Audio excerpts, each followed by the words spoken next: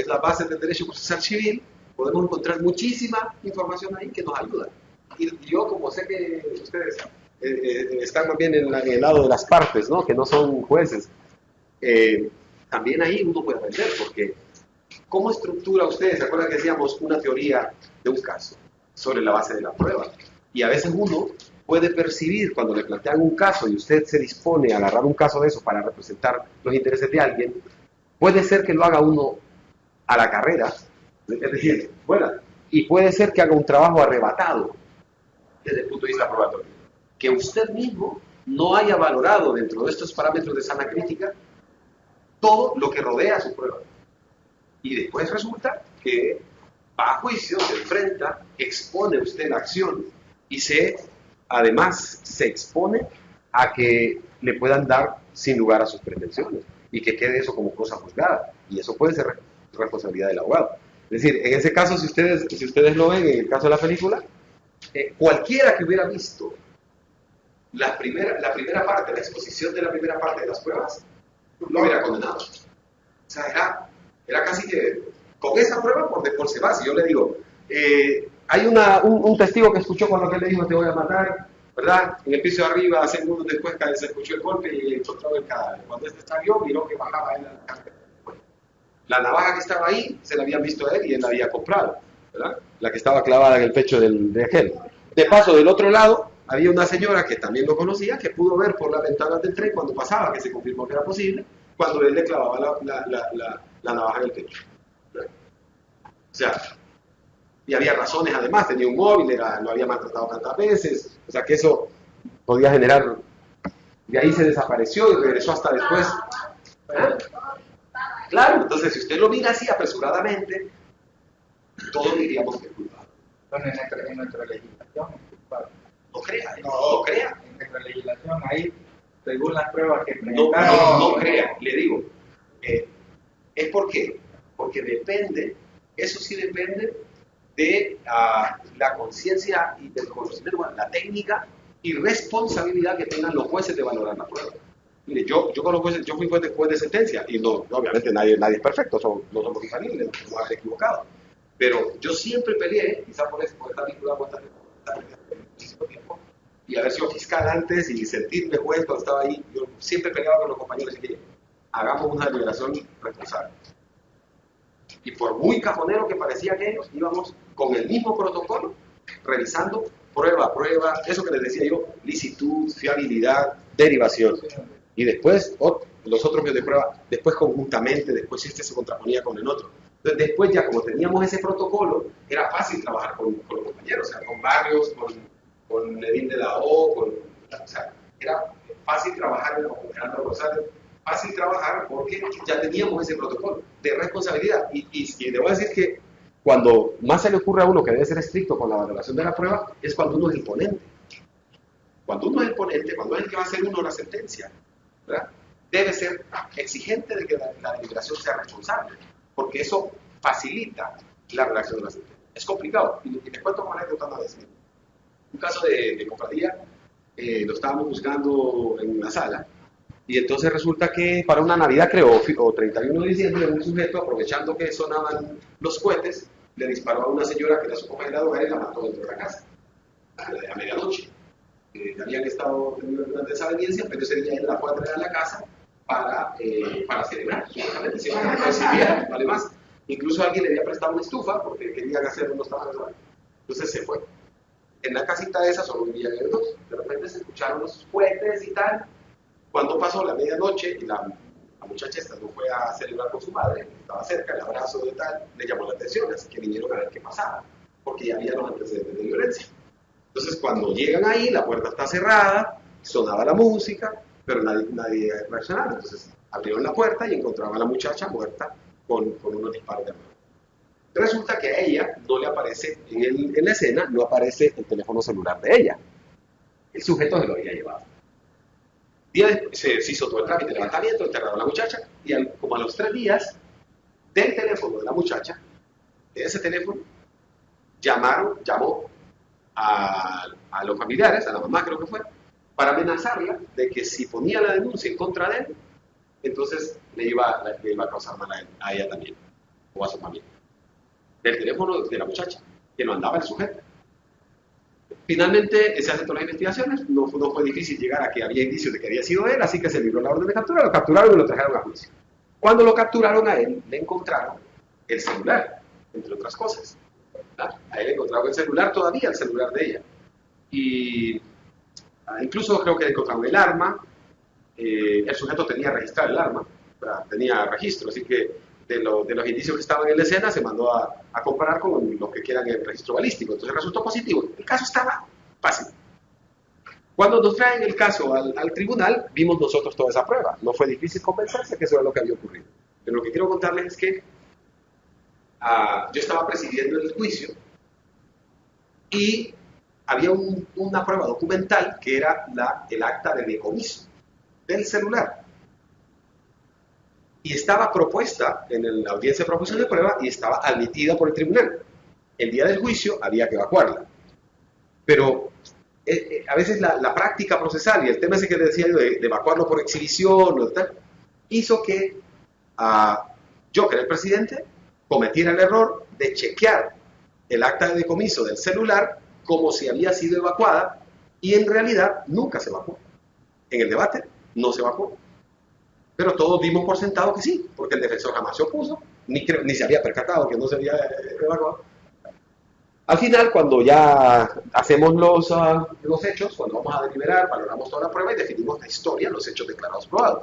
Y en los hechos declarados probados decimos que, día después, ¿verdad?, se le encontró a él, en su poder, el teléfono tal y tal que pertenecía a ella.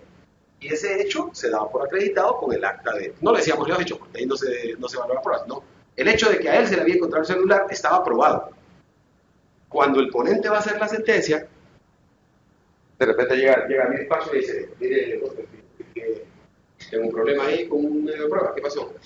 El acta de decomiso no lo evacuamos en el debate. Bueno, veamos la grabación.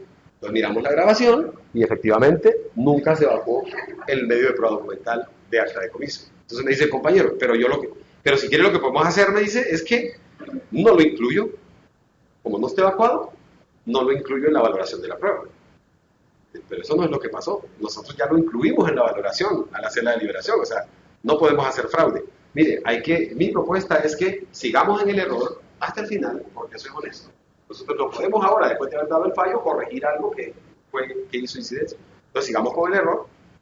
Y habían dado el fallo. Sí, el fallo ya estaba dado. Lo que estaba haciendo era la sentencia, él redactando la sentencia. Entonces, en la sentencia, ¿cómo valoraba este medio de prueba? ¿O dejaba de valorarlo si habíamos nosotros valorado para dar el fallo? Entonces, sigamos con el error, le digo, porque eso es lo honesto. Cometimos el error, pero ahora usted no puede enmendarlo si eso incidió en la comisión nuestra. Al final, la sentencia se hizo con el error. O sea, se incluyó, pues, el medio de prueba porque lo habíamos incluido en la deliberación. Y se dio la condena, se notificó la sentencia. La parte defensora, nunca hicimos alusión en la sentencia a que no se había evacuado, ¿verdad?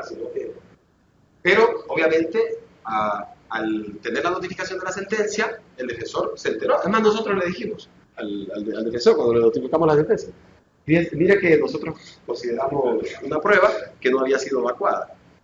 Sin embargo, nos parece que eso no nos llevaría a tanto problema, porque aunque hiciéramos una supresión hipotética de ese medio de prueba, la condena es invariable. Y justo fue lo que pasó. El defensor recurrió en casación, fue a la corte, a la sala penal, y la sala penal, por ese cuestionamiento, y realmente, formalmente, había motivo para la casación, porque decía, haber valorado una prueba que no debía valorar, ¿verdad? Era precisamente una prueba que no fue evacuada, no se puede valorar. Ese vicio lo habíamos cometido en la sentencia. Entonces la sentencia de la sala penal fue precisamente haciendo ese ejercicio. Mire, es cierto, el juicio está, se valoró prueba que no debía valorarse, pero haciendo una supresión hipotética de ese medio de prueba, si nosotros quitamos el acta de decomiso, hay suficiente prueba para dar por acreditado los mismos hechos. En consecuencia, es intrascendente y confirmó la sentencia. O sea, no la anuló. Pero a lo que quiero llegar es que de cualquier enfoque, bien desde el enfoque de las partes o el enfoque judicial, la responsabilidad en la apreciación de la prueba es lo fundamental. Si el concepto de nuestra clase aquí se llama bases fundamentales del derecho procesal civil, la piedra angular de cualquier proceso la columna vertebral, la médula espinal de cualquier proceso, es la prueba. Y por eso, lo más importante de esa película es precisamente que uno aprende a eso. ¿Qué significa sana crítica? No es un problema de los jueces nada más. Yo a veces les pregunto a los estudiantes de pregrado, digo, mire, cuando ustedes escuchan la frase valoración de prueba, ¿a quién le toca hacer eso? A los jueces, dicen. Es como automático. Creer que el tema de valoración probatoria es un problema jurisdiccional. No es así. O sea, todos los abogados debemos saber valorar la prueba con las mismas competencias y técnicas como lo hace el mejor juez, porque solo así puede asegurarse éxito usted. Piense, mire, perdón, en el caso de esta película, ya voy, 12 personas que ninguno es abogado. De hecho, los países que tienen sistemas con jurado, ser abogado, si es abogado, es prohibido que sea jurado. O sea, en ninguno de los países que tiene jurado como entidad decisora, se permite que abogados sean parte del jurado.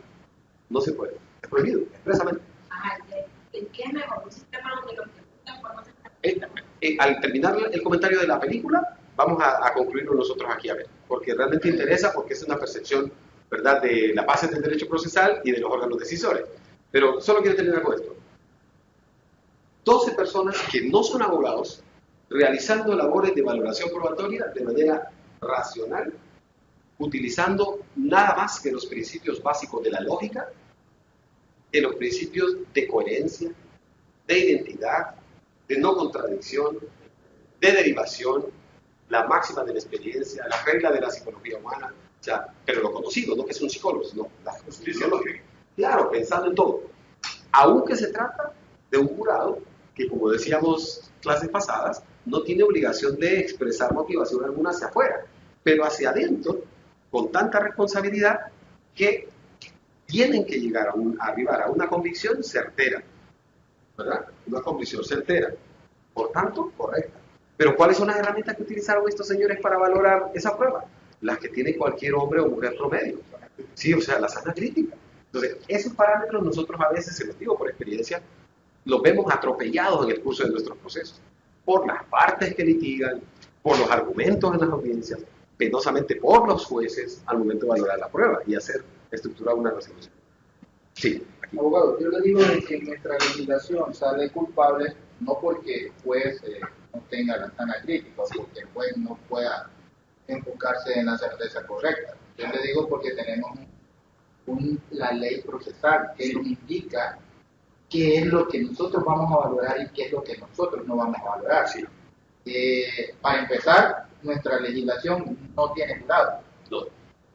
Está. Para terminar, muchas de las situaciones que ellos empezaron a discutir y ya empezaron con la sana crítica y a deducir, porque ellos no estaban seguros, ni el mero arquitecto tampoco estaba seguro. Entonces, son cuestiones de que no fueron tomadas en cuenta y no fueron ingresadas en el proceso. Por ejemplo, la navaja la que trajo él, ¿okay? Nunca fue probado en estrado, en jurado, que la señora, la testigo, usara anteojos. No fue probado, por ejemplo, en Perú. ¿Cómo ellos tenían la facultad? Ellos tenían la facultad que un juez no tiene. El proceso que nosotros tenemos es muy diferente al proceso de los jurados. Entonces, lo que yo me acuerdo, lo que yo me recuerdo es que el juez no puede determinar más de lo que se le presentó en la audiencia, las pruebas que le presentaron en la audiencia.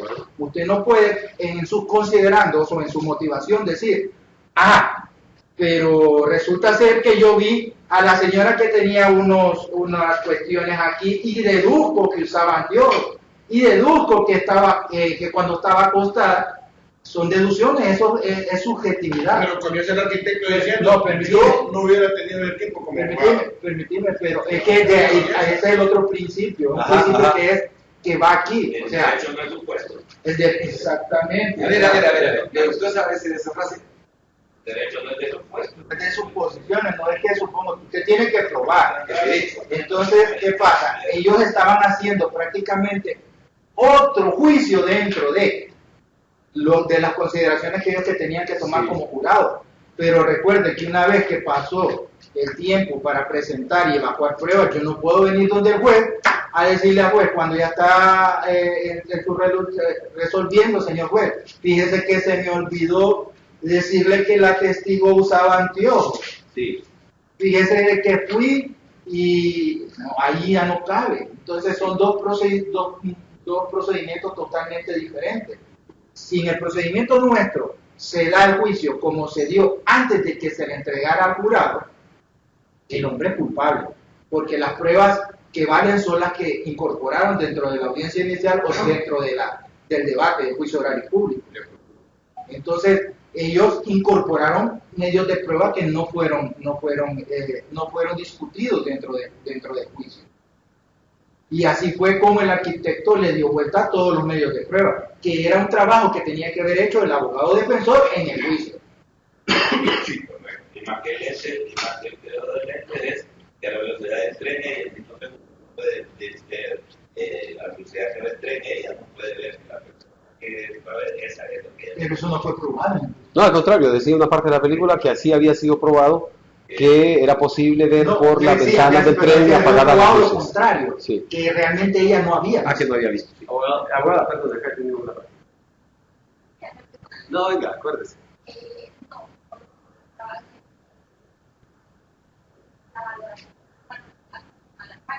Le corresponde a las partes y a todos los abogados. Ajá. El único.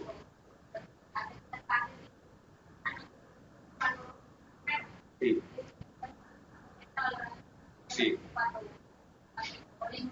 Claro. Sí.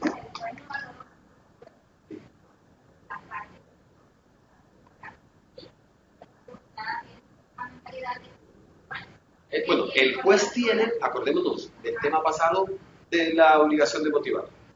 Entonces, motivar una resolución judicial implica, especialmente en el juicio de hecho, ¿verdad? En el juicio de hecho, el fundamento del juicio de hecho, por ahí voy con el tema que es del supuesto, ¿verdad?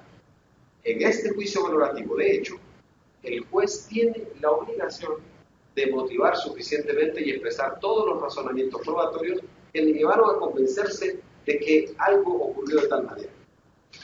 ¿Verdad? Tiene que explicarlo y tiene que valorar la prueba partiendo de principios básicos como la lógica y demás. Esa es una obligación legal, constitucional, fundamental para el juez. Ahora, ¿qué es lo que pasa? Usted puede enfrentar un juicio en el que los abogados no hagan valoración de prueba, digo en sentido estricto, sino que traigan prueba, acumulen prueba, ¿verdad? ¿Sí? Impulsen prueba, pero no haga en sí el ejercicio de una valoración adecuada con estos parámetros, igual, exacto, solo se encargan de presentar. ¿Y por qué? Porque el problema de la valoración es un problema del juez. Yo le doy los insumos que lo valore, ¿verdad? Esa es la idea, pero en la técnica de litigación el abogado pierde mucho, porque el abogado tiene que hacer una valoración a priorística de la prueba con los mismos parámetros que le hace el juez desde antes de iniciar su acción. Y luego, el momento procesal más adecuado, me refiero a la cuestión de fondo, es en los alegatos.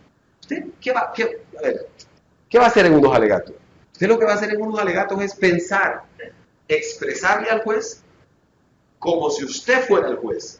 O sea, ahí no solo vale ratificar las pretensiones, porque las pretensiones ya las tenemos desde el inicio, el juez no gana nada escuchando sus pretensiones. El juez espera que usted hilvane e integre la prueba de manera armónica con los parámetros de valoración que él va a hacer. valore su prueba, La suya y la de contrarrestar. Claro, acuérdese que una vez incorporada la prueba es común, y no solo el tema de comunidad, sino que la prueba por regla debe valorarse conjunta y armónicamente. Pero claro, un abogado que tiene esa potencialidad, ¿entiende? Que valora como valora el juez, que comprende esos parámetros, le dice, ¿cómo lo va a convencer? ¿Me entiende? Tiene mayor posibilidad. Esa es una competencia que los abogados debemos tener en la litigación. Pero como dice la compañera, la concepción ha sido que el tema de evaluación probatoria es un tema propio del juez. Y aquí quiero utilizar volver al tema que es del supuesto. Miren, el derecho no es de supuesto. El derecho debe ser certero en la aplicación. En aplicación o correlación del juicio jurídico. Pero que dentro de los hechos, al momento de llegar a convencerse de alguna presunción fáctica, yo como juez sí puedo utilizar supuesto. Es decir, Pero como prueba. no, para llegar a las presunciones, ¿entiendes? O sea, porque ¿de qué se trata? La prueba, exactamente, a ver, mire usted el tema probatorio. Si usted tiene una obligación, por ejemplo, un contrato que obliga de manera diferida o temporal o periódica a cumplir con alguna obligación, como pasa, por ejemplo, con el arriendo, ¿verdad? Sí, usted se compromete a contratar arrendamiento a pagar mensualmente. Pero resulta que probatoriamente usted tiene, desde el punto de vista probatorio, tiene recibo de enero y recibo de octubre, emitido por el titular. O sea, yo no le probé febrero, marzo, abril, pero yo puedo presumir, por lógica, que si tengo el de acá y no hay reclamo emitido por él, por la cantidad correspondiente, estos meses están pagados. Pregunta, ¿se probó que estos meses estaban pagados? No documentalmente. Con el último recibo. No, por eso le digo, bueno, Con pero el último entonces, recibo usted prueba que los demás no, con este prueba usted que octubre está pagado. Pero de febrero a septiembre no hay prueba que está ahí. Entonces, pero cualquiera que perciba la prueba, no tiene que ser juez, supone lógica y racionalmente que eso está pagado. Además lo puede declarar probado porque puede hacer que no haya prueba en contra de esa situación. El otro no se opone a esa situación y tampoco se confeso porque no lo trajimos un interrogador de parte para que lo ratificara, así que no es medio de prueba eso, sí, ni se ha hecho alusión.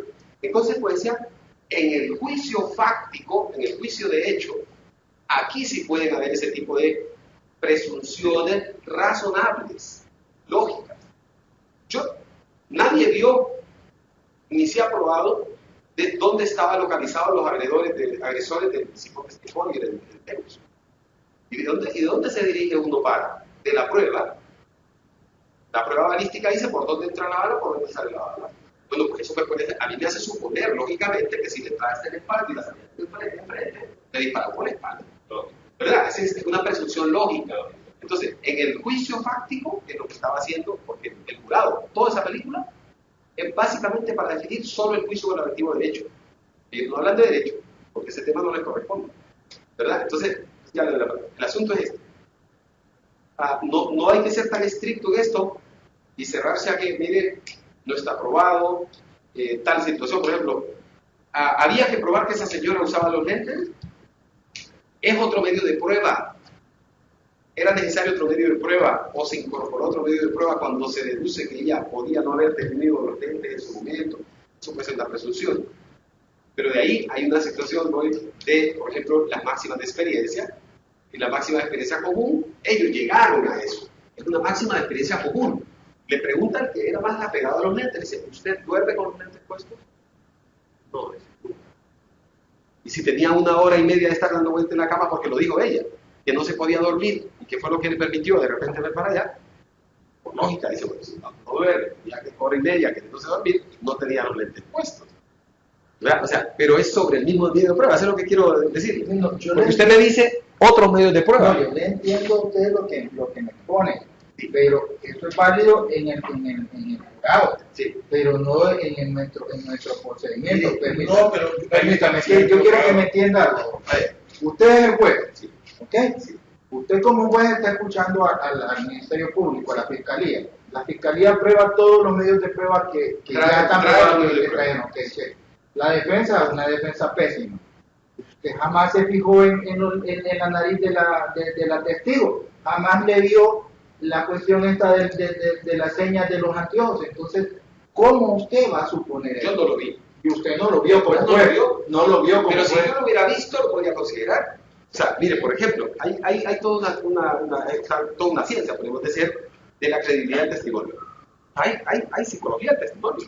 Entonces, no es que los jueces sean más difíciles que nos engañen, pero si uno estudiara con técnica suficiente eso, el que se empeña en eso, puede perfectamente identificar algunos indicios de que la persona está mintiendo. Pero yo puedo valorar, y eso es sobre el mismo medio de prueba. Mire, ¿qué le digo? Un día me tocó vivir un caso. Una señora llegó a declarar, evidente que después de la declaración, no antes era imposible, pero era evidente que llegó a mentir. Era por ayudarle a la persona que está ahí. Y entonces ella desde que llega, ahora yo estaba presidiendo y le digo, póngase de pie, vamos a tomar un momento para hacer la declaración. Sí, sí. Y ella se tocaba inquieta, no quería estar ahí. Estaba inquieta, dice, coloque la mano derecha sobre la Constitución, levante la otra mano, por favor, repita conmigo. ¿Prometo decir la verdad? Sí, sí, la verdad. Solo, yo vengo a decir la verdad. Sí, sí, pero vamos a continuar, todavía falta un par de frasecitas. Repita conmigo, prometo decir la verdad. Mire, la verdad de Dios, yo no mentiría. Te aseguro que no mentiría. Claro, al final no pude hacer que ella dijera las 3 frases. Entonces, da la salida del código, mire, para los efectos procesales, usted está juramentada, siéntese, y cuando le hago la advertencia, mire, si usted miente deliberadamente ante este tribunal, puede incurrir en el delito de falso testimonio, tiene una pena de 3 a 5 años, y podría llegar a 6 si le causa perjuicio con su mentira al acusado. ¿Entiende eso? De que usted tiene la verdad, porque si miente aquí ante este tribunal, comete delito de falso testimonio, y así. Sí, no, eso es grave. Claro, o sea, mire, cuando va a declarar la señora y le digo, tiene la palabra para que declare. ¿Qué sabe usted de los hechos que estamos juzgando? Y ella, de los hechos, mire, yo es que conozco a este muchacho, ¿verdad? Él es como muchacho y tal, pero de los hechos, usted fue propuesta para declarar sobre los hechos. No, yo de los hechos no sé.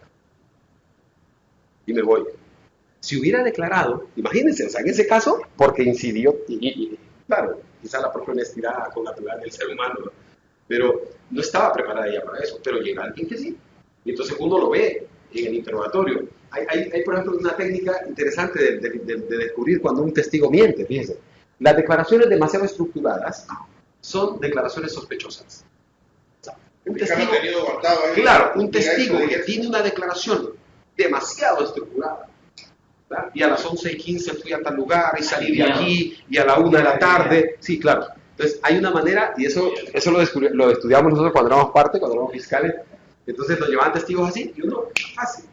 Mire, hagan una pregunta, de la mitad de la historia, él tiene que volver a empezar, ¿sí?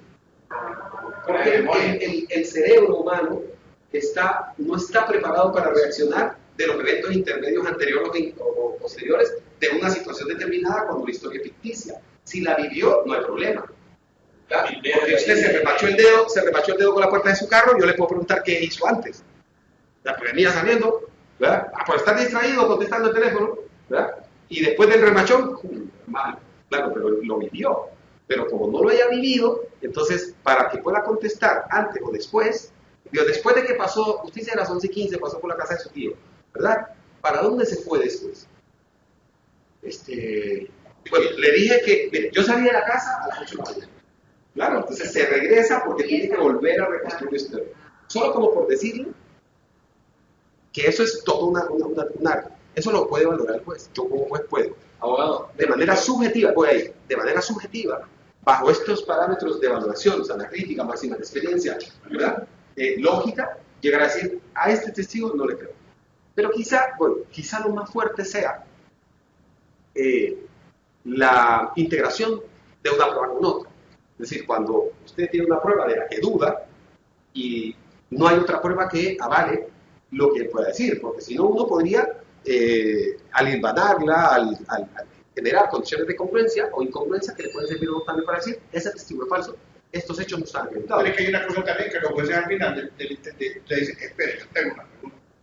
Y eso lo hacen. Ellos, por lo menos en el sector de ¿sí? Un Tom Pandy, un Felipe Espiro, un David Díaz, lo sientan y le dicen, viene el testigo y declara que se va a declarar. Y después le dice, espere que tengo unas preguntas sobre eso. Y le hacen las preguntas y aclaran la duda que ellos tienen. Pero acuérdense, el caso no se resuelve en el momento en que hacen las preguntas, porque la prueba en los procesos penales como civiles, ya voy allá, por menos acá, se resuelve con la prueba total. O sea, la prueba no se puede valorar de manera aislada. Solo por concluir, por reducir, digamos, cuál es mi posición. La verdad absoluta, pero los jueces tenemos la obligación o la aspiración de valorar la prueba con los mismos parámetros que lo hicieron esos 12 señores en esa. Un juez responsable debe pensar así como pensaron esos señores en esa. Ya le vuelvo a la palabra. Realmente en la apreciación de la película esta, yo estoy a tono con Santos Ortiz, aquí a la par, en razón de que entiendo bien la sana crítica, entiendo bien la presunción, entiendo bien los pasajes oscuros, antes de decir mis argumentos, porque yo tengo entendido que había que hacer una asistencia De esta película. de esta película. Sí, yo trabajé en eso. Ah, perfecto. Yo trabajé en eso. Lo vamos a compartir con todos para que Pero la aprovechemos. observación que tengo está a tono con la de Santos. Porque lo que estamos viendo, como estamos actuando como jueces, cada uno de nosotros, que de conformidad a las leyes de los Estados Unidos, las resoluciones y sentencias se emiten por jurado. Sí. Y estos deciden por conciencia. Sí. Contrario a nuestro sistema, Claro. que emite sentencias de conformidad a la ley. Claro. ¿Ok? Eso. Bueno, en ese entendido, cuando yo hablo acá como juez, en la parte dispositiva, hablamos primero que se encuentra probado que el día tal en horas de la noche se dio muerte al señor fulano de tal. Ajá. Segundo, se encuentra probada mediante dictamen forense, la muerte del señor mediante herida de arma blanca tipo navaja y feridas en la parte del pecho y su cuerpo, hechos de los cuales la parte defensora no pudo probar que el joven no es la persona que dio muerte al señor fulano de tal el día tal. Tercero, se encuentra probado mediante la declaración testifical presencial de los hechos que el joven es la persona que dio muerte al señor fulano de tal. Y cuarto, se encuentran probados hechos de la golpiza que le dio el señor al joven fulano de tal durante muchos años. Asimismo, se encuentra probado que el joven en varias ocasiones fue detenido por diversas facetas. En conclusión, Para mí, él es culpable. es culpable en razón de que percibo de que el arquitecto construyó una defensa y la construyó o la fue construyendo paso a paso, hasta llegar a la cuestión de los lentes en el último minuto. Es decir, en ellos creó una duda razonable en sus compañeros, en los 11 compañeros, con respecto a la probabilidad de la no culpabilidad o culpabilidad del diputado. Sí. Ahí está basada mi resolución. Mire, yo lo que me baso para decir que es culpable en nuestra legislación es bien sencilla. Lo que hicieron en el jurado, la reunión que tuvieron en el jurado, que fue la deliberación del jurado, es lo que tuvo que haber pasado en el juicio, exactamente todo lo que tuvo que haber pasado en el juicio, en nuestra legislación, para que él saliera inocente.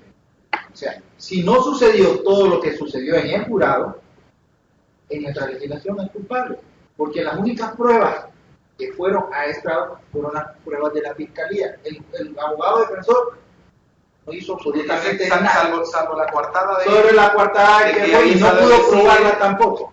No pudo probar que realmente estaba en el cine. No se acordaba con No se acordaba y todo lo demás.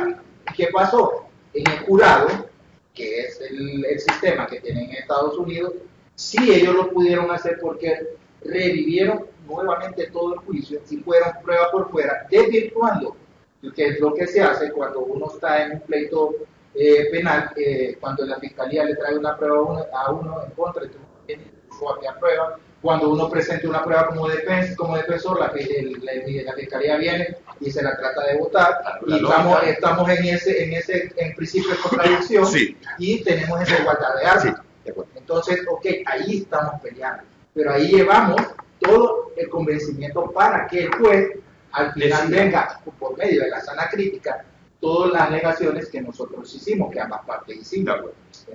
Pero si yo, como defensor privado, jamás le dije al juez en nuestro sistema, o probé al juez en nuestro sistema, que la testigo estaba lento, el juez jamás se le va a dar cuenta que la testigo no podía ver, y que ahí le botaba la prueba de la fiscalía, donde técnicamente decía que sí era posible que ella mirara tantos metros cuando el pavón pasara, sí, pero no probamos de que ella no podía ver. Eso lo prueba el jurado en su deliberación. No lo prueba, lo asume. Lo asume dentro al momento de valorar ese. Sí, y eso ni lo ve el arquitecto, sino que lo ve otra persona por un movimiento físico que otro estaba, va, y eso es parte, me imagino, que la redacción pero si se del escritor de la película. Uno de los más resistentes a cambiar su voto admitió que él también lo había visto. Exactamente, entonces ahí fue donde él cambia su versión. Pero, o sea, si usted me pregunta... ¿Quién lo mató? No, si a mí me pregunta... Esa es la pregunta. No, pues, ¿Quién mató al Señor? Entonces, ¿cómo lo condena? No, o sea, ¿quién lo mató en nuestra legislación? Es él. Es que el hecho, es que el juicio de hecho es uniforme, es universal, es único. Ese señor, el juicio de hecho, es como que estuviéramos jugando aquí o en Rusia, donde un compañero hace poco. El juicio de hecho es universal. Los parámetros de valoración de pruebas son universales. La lógica, la estadística, máxima fecha común, eso. Que él haya sido o no fue, eso es aquí o en China. Ahora, lo que puede pasar jurídicamente es otra cosa. Por eso le digo yo, resulta bastante difícil sostener el criterio de que en Estados Unidos lo hubiéramos absuelto y en Honduras lo hubiéramos condenado. Porque entonces no estamos hablando de una universalidad de los principios del proceso. Y por eso yo lo texto acá, ya yo voy a dar con usted, el principio de inocencia. Ese señor es inocente antes, entrando al juicio, aquí y allá. La duda razonable que pueda haber sobre la certeza de la comisión de delitos aquí o allá. Y esa es la base y es la base del proceso. Entonces, si ese señor, el juicio fue el mismo juicio, hermano. ¿Quién de ustedes miró el juicio de esa película? Nadie. El juicio no se ve. Pero nosotros podemos hablar del juicio y de la prueba como si lo hubiéramos visto. ¿Por qué? Porque al momento de la valoración, integralmente el órgano decisor acude a toda la historia probatoria de lo que ha ocurrido dentro del proceso. Entonces, por eso, vea lo que le digo. Y cae por su peso el argumento, a mi criterio, ¿no? Con mucho respeto, porque cuando yo le pregunto quién lo mató, usted no me dice quién lo mató. Para mí estoy seguro, aquí, con las pruebas de la fiscalía, sí, estoy seguro que lo mató el muchacho, el hijo. Yo no. Para mí. Votemos, a ver. Si quito la prueba, quito todas las pruebas que es incorporable, quito todas las deducciones. Yo quito todas las valoraciones y todos los cambios que hizo el arquitecto. Sí, voy allá primero, nos ordenamos. Aquí primero, después la compañerita. Bueno, abogados que estuvieron horas o días discutiendo y compañero de usted mencionó parado con este interrogante. Sí, bueno, usted lo mencionó, no sé si creo que y usted déjeme tocar este tema y de final tocamos el caso.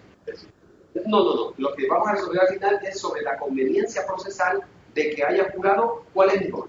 ¿Que haya jurado o que haya jueces técnicos? Okay. Eso es lo que vamos a ver al final. El tema es, en el caso, de acuerdo, ustedes en los tres veredictos que dieron, 3-9, después quedaron 6-6, después volvieron a ir a repetir. Y siempre insistía uno en que había una duda razonable. Sí. Entonces yo le pregunto a mis compañeros y a usted, no quién lo mató, no de acuerdo al principio de inocencia, la duda razonable. A 25 años condenarlo de cárcel, a un inocente o que un delincuente en la calle. Entonces, por eso, no estoy hablando, por eso estoy hablando de muchachos condenados. Vamos a condenar a alguien inocente, como a 25 años de cárcel, me pregunta, eso es lo único. O vamos a dejar sueltos delincuentes que andan en la calle. Era muerte, no era 25 años. Es que le tocaba muerte. Bueno, por eso yo le estoy poniendo mi legislación, porque aquí no muerte, porque aquí pasa con el senador. Es una ilógica y quiero que usted como asistente es una disciplina donde jóvenes aquí que deben sentido a la madre y lo deben de material penal por extorsión que no han publicado. Ellos, porque los mareros obligan a los muchachos del colegio a que vayan a la escuela a pedir una vez y van cambiando los manos. Y si las madres dicen les marcan a toda la familia, el caso que Chávez lo mataron 4 que hay en la trabajo. Por eso, cuando y no hay una orden que para extorsión no hay nada más que contar porque hay si usted extorsión simple derivada de aceptar que uno mismo como interno. ¿Qué vamos a pedir? ¿Matar a un inocente? ¿O mejor dejar libre el delincuente? Incluyo correo, así que es fundamental. En el sentido de que yo esto, porque en estas personas entonces existe la genética jurídica.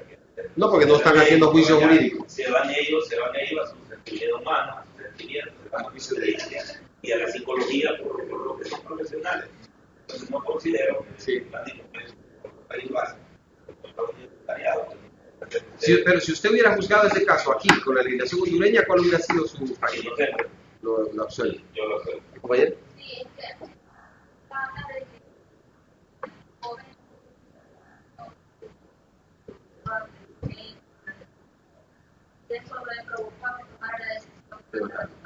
Eso puede ser algo psicológico, puede ser cáncer. A ver, eso, si está probado, digamos, ¿no? Es cierto que él sufrió maltrato, es cierto que él peleaba con aquel, que había sufrido bastantes agresiones sexuales, eso puede ser cierto. Entonces, eso lógicamente puede ser, si hay otras pruebas, considerado como móvil, es lo que sería algo así como un indicio más, ¿sí? Un indicio más de que pudo haber sido, puede ser un indicio de culpabilidad. El tema de la prueba indiciaria, que es a lo que vamos a llegar ahorita, el tema de la prueba indiciaria es que los indicios derivados de la prueba, cualquiera que sea, no se cuentan por su número, sino que se estiman por el peso que tenga. Y usted puede tener indicios que lo llevan en un mismo sentido, en un sentido determinado, y encontrar otros que también son ciertos que lo pueden hacerse regresar. Es lo que se llama contraindicios. Y eso sucede en materia civil, obviamente. O sea, usted tiene indicios de cumplimiento o de incumplimiento de un contrato a su mano, ¿verdad? Usted tiene acciones, noticias, información, y usted lleva esa información, suma esa información, que a cualquiera que lo vea le generaría, sumado esos indicios, racional conclusión o presunción de que incumplió, ¿verdad? De que no ha tenido ánimo de cumplir. Pero puede ser al contrario. ¿Y qué tal? ¿Cuántas veces no ocurren los procesos civiles y aparece aquel con un pago parcial? Eso es un contraindicio, porque usted está diciendo, mire, nunca ha querido cumplir el contrato y tal, y la prueba y tal, ¿verdad? Y del otro lado hay un indicio que dice lo contrario a su línea. Entonces, usted no puede pensar que va solo en el proceso así. No, desde el punto de vista probatorio, debe agarrar la prueba ajena, traerla, y bajo estos parámetros de sana crítica, estructurar una decisión, digamos, o el sostenimiento de su pretensión, desde el punto de vista de los hechos. Entonces, puede ser un indicio de culpabilidad, pero no es suficiente para condenar. ¿Entiendes? No es suficiente. El tema de las razones que puede tener puede ser el móvil, pero puede haber mucha gente que tenga la intención de matar a otro. No porque lo quiera matar es culpable. Pero también puede ser que es tan violento el hombre que lo quiera matar. Por eso digo. Debe tener una fila de cantidad. Puede haber cualquier cantidad de... No, y es que hay una parte donde dice, yo oí que él gritó, te voy a matar. Y hay otra parte donde aquel que está metiendo vehementemente, yo que le iba a matar, impulsa una pelea con aquel, y aquel te va a matar, cuando vengamos de acá le dice... A ver, pero mire, a propósito de lo del grito, de lo de que el Señor escuchó, esto es pura lógica. Cuando, ¿qué más? Yo he visto películas tantas veces y no defiendo para nada, realmente hago la función aquí de abogado del diablo, defendiendo posiciones contrarias para generar, en algunos casos, discusión, pero no es cierto, a mi criterio, es lo que propongo, no es cierto que el arquitecto trajo prueba alguna a la liberación.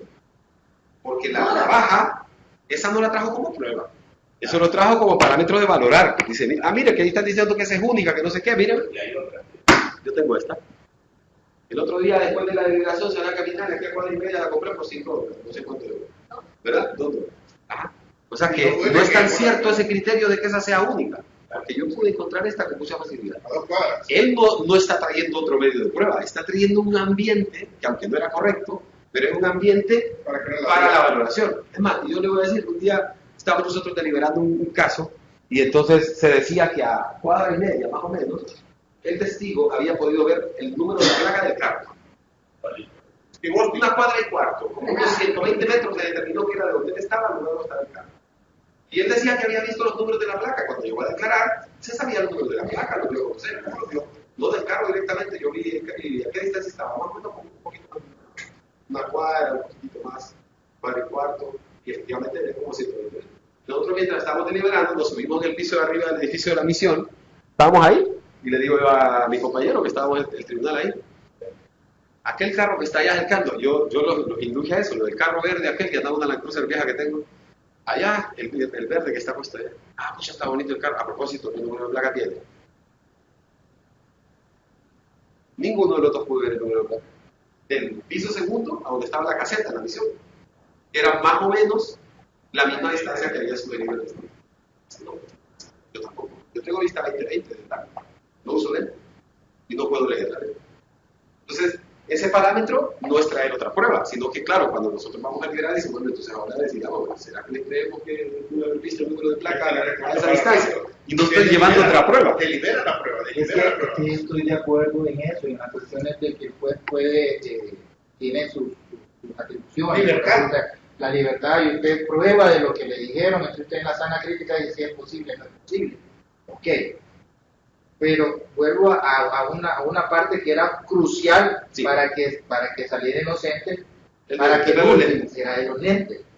Y los lentes, si el juez no le ve las señas a la nariz, pues jamás Ahí le voy a dar la razón. Yo- hubiera determinado. Se me había escapado eso para Exactamente. de la O sea, mire, teoría. yo Mire, cuando él va como abogado defensor, porque normalmente eso yo hay veces que me ha tocado bastante como abogado acusador privado. Siempre lo que hago es ver, cuando alguien me dice, abogado, ¿qué dice que tengo este caso? Ajá. Y tiene el número de expediente, ¿cuándo fue? ¿Cuándo es? No voy ¿para qué? Pues, mire, yo no le puedo decir, mire, que él es inocente. Es que miren, la verdad es que él me lo está y empiezan a darme una historia y me la relatan después y yo voy apuntando y todo, y como, santo, sí, este jodido es inocente. Cuando me voy al expediente, y leo el expediente, y empiezo a leer el expediente, todo el caso cambia. Porque vamos, o sea, Pero es que, hay que ver, entonces, esos son los insumos suyos. entonces empiezo Usted va a exactamente. sostener su teoría dentro de ese caso Entonces con lo empiezo- que implique entonces la empiezo declaración a de la ver y prueba. le digo yo al cliente, mire, si usted me trae esto y esto, no hay ningún problema. Abogado, pero ¿y eso? Esto es para desvirtuar esto que dice la fiscalía. Esto es para votar esto que la fiscalía tiene como prueba. Esto es para esto. ¿Okay? Sí. ¿Por qué? Porque yo sé que si yo no voto los medios de prueba de la fiscalía, tanto en la audiencia inicial o en el juicio oral y público, este va preso. Así de sencillo. Sí. Entonces, como abogado defensor, yo tuve que haber hecho la deducción de encontrar que esta señora usaba lentes, o mirar que esta señora, o investigar que esta señora, preguntarle, oíme, y esta doña hace, no, esa mujer anda bien bonita, y ella no, hasta los lentes no se puso, le hubiera dicho Entonces, el acusado, porque lo conoce desde que era niño. ¿Levantaron ustedes al testigo Entonces, para ver operaron del permíteme, campo? permíteme, No. Y lo asumieron ustedes sin que él se levantara. Claro, Permíteme, pero a lo que voy yo- a eso que quería A llegar. lo que me voy yo es que en nuestro sistema yo no puedo, como juez, crear pruebas. No puedo traer pruebas, no puedo. Eso no está, eso es relativo, porque Sí. sí, realmente sí puede, porque está la diligencia para mejor proveer. Sí, pero realmente sí puede. Pero ya una vez en el momento de la valoración, no. yo tuve una, ahorita, No le digo, pero para que nos ubiquemos, porque si no puede ser que estemos diciendo conceptos que no son ciertos. No es que nunca puede el juez traer sí, prueba. el 300 Claro que creo es puede el código, por la diligencia para mejor proveer, 300 333, creo que es el, 333 y también está el Código Procesal Civil, pero sí puede. Ahora, pero estamos hablando del momento de la valoración. Estamos Ahí sí, hablando de- obviamente no puede traer otro. Es más, le voy a, solo, ya le voy a dar la palabra nuevamente, pero quiero ubicar porque creo que hay un dato aquí en el que yo tuve que haber dado una razón y quizás no lo hubiera llevado a este punto. aunque ha sido tan productivo. Es que, dice usted, si el juez no vio las marcas de los lentes, el juez nunca va a poder arribar a que esa señora los andaba o no los andaba. Eso es totalmente cierto. Si el juez nunca percibió eso, eso nunca va a ser tema de la deliberación del tribunal. Si el juez no lo vio solito, Para llegar a las pruebas que son necesarias. en Abogado. abogado. Perfecto. Ya, ahorita. Solo salgo de este asunto. Usted tiene razón. Si el juez no le dio las marquillas, ese elemento nunca va a incidir en su deliberación. Si el jurado no hubiera llegado a concluir que efectivamente esa señora tenía esas marcas y hubiera llegado a analizar en el contexto de una máxima experiencia común entre todos los jurados, de que si tiene las marcas, solo los lentes causan esas marcas, que si usa lentes el día que estaba allá dando vueltas no los andaba, y que si no los andaba no es confiable el reconocimiento que se hizo a través de los vidrios del tren al otro lado. ¿Me entiendes? O sea, yo ya no confío en la declaración, pero porque ellos parten de que su propia experiencia, en su conocimiento, vieron las marcas. No se trata necesariamente de que el defensor lo haya resaltado, Exacto, porque pero ellos son los que valoran la prueba. se probó técnicamente que era posible ver, a través, se probó técnicamente, Claro, ok, cheque. pero quien fue a ¿Tenemos un probarlo, testigo? pero asuma la lógica dice, si se probó, se prueba en relación con una persona que tiene la capacidad de ver normalmente. O Exactamente. sea, yo voy, claro, yo voy de perito, Exactamente, a eso vamos. prueben, es posible que se mire de aquí al otro lado de allá, porque cuando pasan los vagones del tren con las luces apagadas a través del vidrio, lo que pasaba allá si estaba la luz encendida, sí es posible que mire. Una persona que tiene la visión natural, probable. Por medio de El la familia. problema es que ahora dudamos de la testigo, no de que se pueda ver, sino que de ella porque ellos vieron eso. Exactamente. ¿Ok? Pero nadie trajo más pruebas. Eso es lo que quiero dejarle claro. Lo que se está haciendo es valorando el mínimo medio de prueba. Y aquí quiero hacer una, perdón, ya le digo, recordar un dato. Mire, aquí una vez en el tribunal estábamos buscando un caso de incendio. Un caso de incendio, un delito de incendio. Y un compañero de sala mío, el abogado Gerardo Nino, ha sido bombero, fue bombero toda su vida. O sea, él de hecho se hizo abogado siendo bombero y el hombre ha sido hombre de servicio y tal, ahora está jubilado y era compañero de la sala. Vino el experto en actividades bomberiles, el experto bombero, a rendir su informe técnico. Claro, la visión que tenemos los jueces es distinta a la que tiene Gerardo, porque él trabajó en ese asunto. Entonces él tiene una experiencia propia. De hecho, él le hizo algunas preguntas a aquel de carácter técnico, que yo no las hubiera hecho como juez. No las hubiera hecho porque no conocía esa. Entonces al final salió toda la información. Cuando estábamos valorando la prueba, yo era el presidente del tribunal. Entonces cuando estábamos valorando la prueba, le di la palabra a él para que diera la posición sobre la valoración de las pruebas. Era definir los hechos probados. El voto primero, después vota el tercero, y por último vota el presidente. Esa es la dinámica más o menos común. Y después adecuamos todo para llegar a consenso, o mayoría. Entonces, cuando él hizo su exposición sobre cómo apreciaba la prueba, empezó a hablar como bombero. Entonces yo como presidente le digo, lo paré, lo mira con mucho respeto, pero aquí el único que tiene la experiencia bomberil es usted. El que es experto en eso, usted, por una cuestión propia. Pero lo que usted pueda apreciar sobre la valoración de la prueba, eso no es una máxima experiencia común. Usted no puede convencernos a nosotros de que ustedes saben cómo es esto. O sea, no, porque nosotros lo sabemos.